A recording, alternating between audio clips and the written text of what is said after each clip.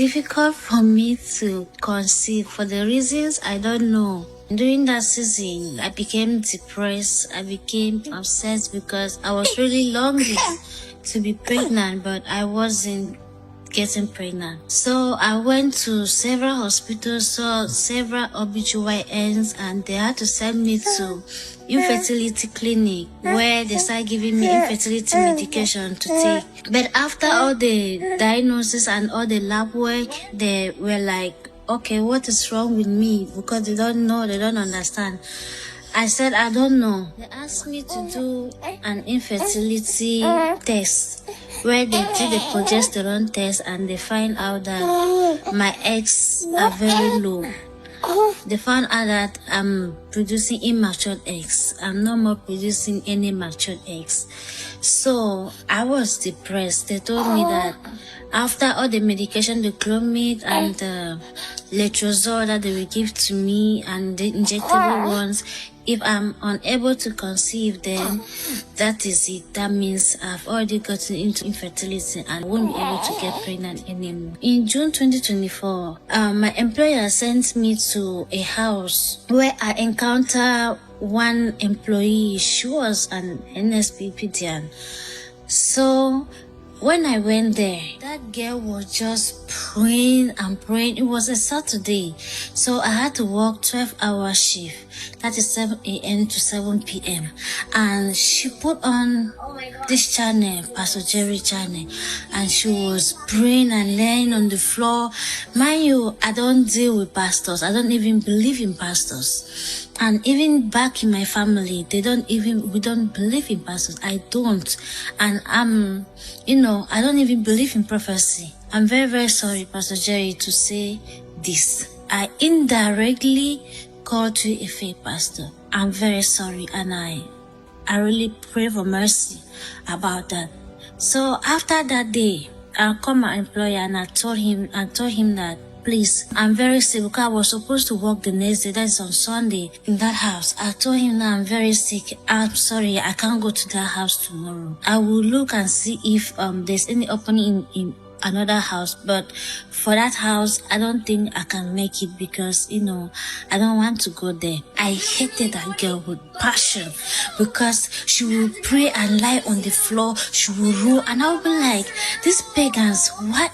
In fact, all these people that claim that they know how to pray, they will pray and be scratching my brain, and then she would just start praying, what God cannot do does not exist. El-roi. Then I was like, what do you mean? What are you saying? Then when my anger finished boiling, because I was so mad, I came that day and I didn't even greet her. I didn't even want anything to do with her. I just told her, please work on your client. Let me work on my client. When my time is, I will leave. Then I just sat like in the middle of the day. I called her and I asked her that, why do you always like to pray and shout roll on the floor as if you are the one that discovered that God was existing? She told me that you won't understand that what El-roi has done to her, she can't even stay a moment without calling El-roi. And I was like, even if you want to call El-roi, if you want to call God, is that how you pray? Is that how you rolling on the floor? She said, look, you can't even understand my situation. I suffered for 7 years before I encountered El-roi. Before I had my first child, my marriage almost ended because I couldn't bear a baby.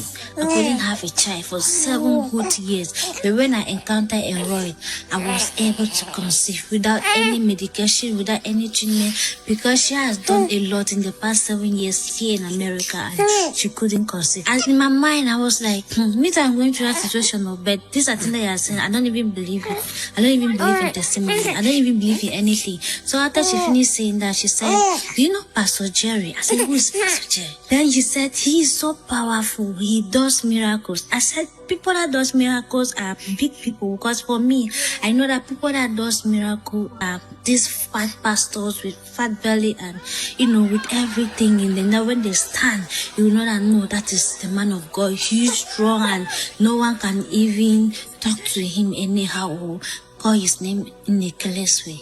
No, like, is that small, Pastor? She said, you don't even know what you're saying. But I pray that one day you encounter him. In my mind, I said, God forbid, I will never encounter this person. So I left that day in June and I never returned again. In September, that was where I knew that everything has failed. The doctor has failed me. Medication has failed me. My journey has just begun. My journey of infertility has just begun. Then that night, I had an encounter with you, Pastor Jerry. You came to me, man, you.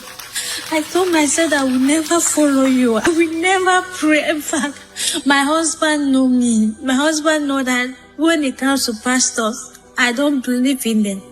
I said I would never, but that night you came to me and you said, if you give me your hands, I will hold your hands. I woke up and I said, Father, I'm very sorry. Have mercy on me. I know that I've gone astray. From today, I will belong to this altar. If I'm praying, my husband will be like, what has come over this lady? What has come over me? Because he don't understand. It is me that was against this type of prayers. It is still me.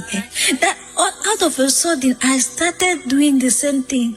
And I told him that you will not understand. Until when my testimony comes, then you will understand what I'm doing.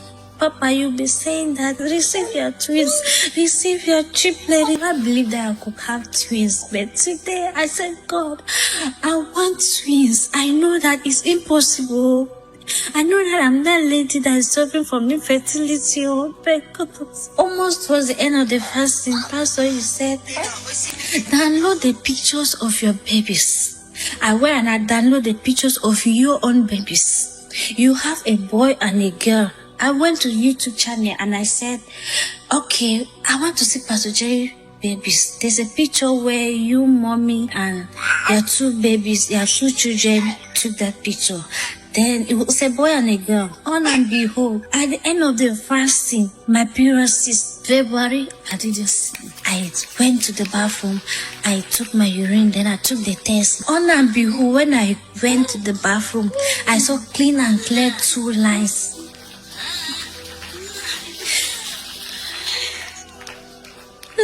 I cried.